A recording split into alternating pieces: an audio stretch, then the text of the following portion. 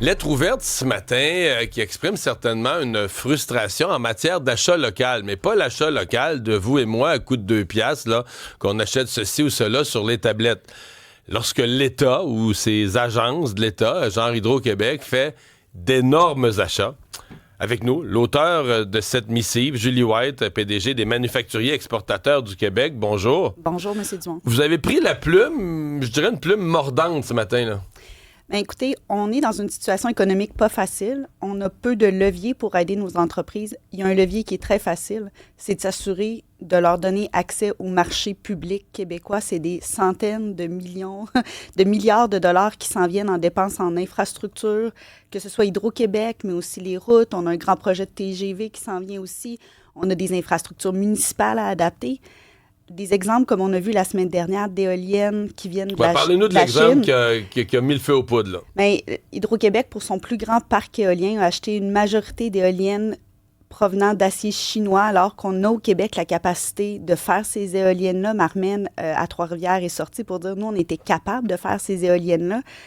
Ça fait pas de sens, là. Il n'y a personne au Québec qui se dit c'est normal qu'on donne un contrat en Chine, alors que dans d'autres parcs éoliens, on est capable d'acheter nos éoliennes au Québec. Est-ce qu'il y a une question de coût? C'est probablement ce que plaiderait Hydro. C'est ce que va plaider le gouvernement à plein de moments. Mais quand on regarde la politique d'achat gouvernementale globale, là, on manque un... faut qu'on change de paradigme puis qu'on se retourne en développement économique aussi. Il y a des retombées économiques à faire au Québec.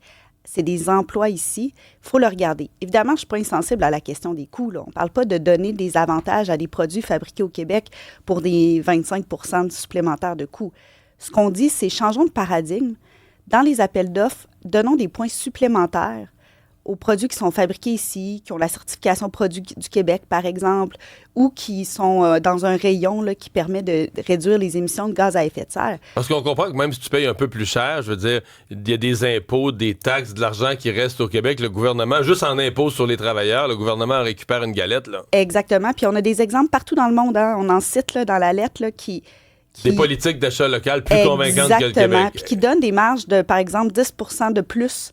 Admettons, jusqu'à un coût de 10 % supplémentaire, on calcule que les retombées économiques valent la peine si on le fait proche, si on le fait localement. Donnez-nous des exemples de pays qui, selon vous, font mieux que le Québec, se sont dotés de politiques plus convaincantes en la matière. Bien, l'Union européenne au complet s'est dotée de certaines politiques comme ça. Il y a au Royaume-Uni notamment, en France aussi. C'est des pays là, qui ressemble à ce qu'on vit ici. Là. On n'est pas dans des situations très différentes. On a des accords de libre-échange avec ces pays-là. On n'est pas dans une situation complètement inconnue. Donc, tu sais, entre vous et moi, c'est juste logique. C'est de la logique de base, d'être un peu nationaliste côté économique.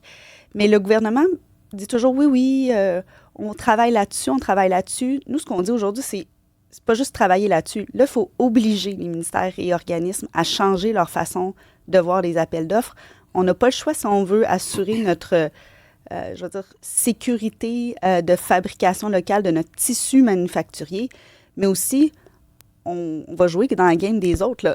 Les autres favorisent leurs producteurs locaux. Pourquoi nous, on ne favorise pas? C'est un gros non-sens pour la majorité des gens. Je comprends dans les paragraphes introductifs de votre lettre de ce matin que vous écrivez parce que vous répondez aussi à ce que vous avez ressenti comme une colère de vos membres. L'annonce de la semaine passée a généré de la frustration parmi nos manufacturiers?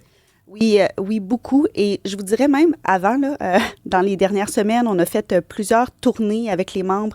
On a reçu la ministre Fréchette, d'ailleurs, dans un événement avec nos membres. Et c'est le sujet Elle se l'est fait dire? Elle se l'est fait dire. C'est un des sujets qui est sorti le plus de la discussion.